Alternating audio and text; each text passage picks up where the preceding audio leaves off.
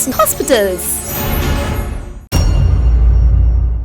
உங்க பேரு எங்கிருந்து வரீங்க, என்ன தொந்தரவுக்காக வந்தீங்க சார்? என் பேர் சத்யநாதன். நான் ஊட்டியிலேருந்து வரேன். இந்த ஹாஸ்பிட்டலுக்கு வரும்போது என்னோட ஸ்கின் ப்ராப்ளத்துக்காக வந்தேன். 15 நாள் மருந்து கொடுத்துருந்தாங்க. இந்த 15 நாள் மருந்தை சாப்பிட்ருக்கேன். அந்த மருந்து சாப்பிட்டதில் ஓரளவுக்கு எனக்கு திருப்தியாக இருக்குது. நீங்கள் வரும்போது என்ன வெயிட்ல இருந்தீங்க, இப்போ எவ்வளோ வெயிட் லாஸ் பண்ணிருக்கீங்க? 89 இருந்தேன். இப்போது 79.50. காலையில் எழுந்திரிச்சா நெய் சாப்பிட சொல்லியிருந்தாங்க. 4 ஸ்பூன் சாப்பிட்ருக்கோம். காய்கறி சூப்பு குடிக்க சொல்லியிருக்காங்க. அது பிறகு மருந்து குடிக்க சொல்லியிருக்காங்க. மேக்ஸிமம் டயட்லேயே நீங்கள் நல்லா வெயிட் லாஸ் பண்ணியிருக்கீங்க. சரண்ஸ் ஹாஸ்பிட்டலுக்கு நன்றி. வணக்கம், சரண்ஸ் ஹாஸ்பிட்டல்லேருந்து டாக்டர் இந்துமதி. இன்றைக்கி நம்ம என்ன பார்க்க போகிறோம் அப்படின்னா, ஒருத்தவங்க கொட்டாவி விடுறதை பார்த்தோம் அப்படின்னாவே நமக்கும் கொட்டாவி வரும். இது எதனால் அப்படிங்கிறதும், எதனால் நம்ம டெய்லி கொட்டாவி விடுறோம் அப்படிங்கிறத பற்றி தான் நம்ம பார்க்க போகிறோம். இதுக்கு நிறைய பேருக்கு ஆன்சர் தெரிஞ்சிருக்கும், சில பேருக்கு தெரியாமல் கூட இருக்கலாம். அப்படி தெரியாமல் இருக்கவங்க இந்த வீடியோ பார்த்து தெரிஞ்சுக்கோங்க.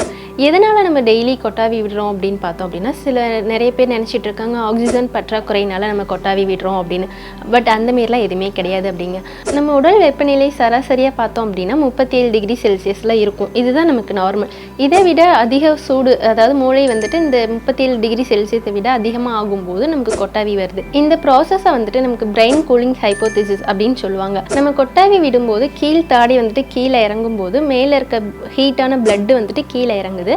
அதேமாரி வாயை திறக்கும் போச்சில் நம்ம நல்ல காற்றை வந்துட்டு உள்ளே சுவாசிக்கிறோம். அந்தமாரி சுவாசிக்கும் போது நல்ல கூலிங்கான பிளட்டு வந்துட்டு நம்ம பிரெயினுக்கு போகுது. இந்த ப்ராசஸ் தான் நமக்கு கொட்டாவி வரதுக்கான காரணம். அதேமாரி ஒருத்தவங்க கொட்டாவி விடுறதை பார்த்தோம் அப்படின்னா நமக்கும் கொட்டாவி வரும் இல்லைங்களா?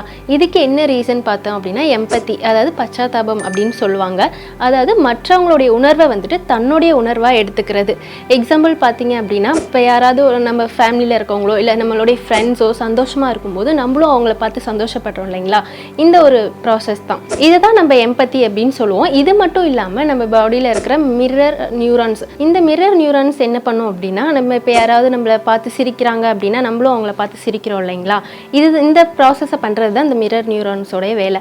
ஸோ இந்தமாரி இதனால தான் ஒருத்தவங்க கொட்டாவி விடுறதை பார்க்கும்போது நமக்கும் கொட்டாவி வருது. அதேமாரி கொட்டாவி சில பேருக்கு அடிக்கடி வந்துக்கிட்டே இருக்கும். அதெல்லாம் யாருக்குன்னு பார்த்தீங்க அப்படின்னா, வேலை அதிகமாக இருக்கிறதுனால ஸ்ட்ரெஸ் ஆகிறவங்க, தூக்கம் இல்லாமல் இருக்கிறவங்க, அதேமாரி அனிமிக் கண்டிஷனில் இருக்கவங்க, இவங்களுக்குலாம் அடிக்கடி கொட்டாவி வரும். இந்தமாரி அடிக்கடி கொட்டாவி வந்துக்கிட்டே இருக்குது அப்படின்னா கண்டிப்பாக நீங்கள் மருத்துவருடைய ஆலோசனையை பெறணும். We strongly believe the first duty of the doctor is to educate people not to take lifetime medication unless necessary, and if necessary it should be without side effects.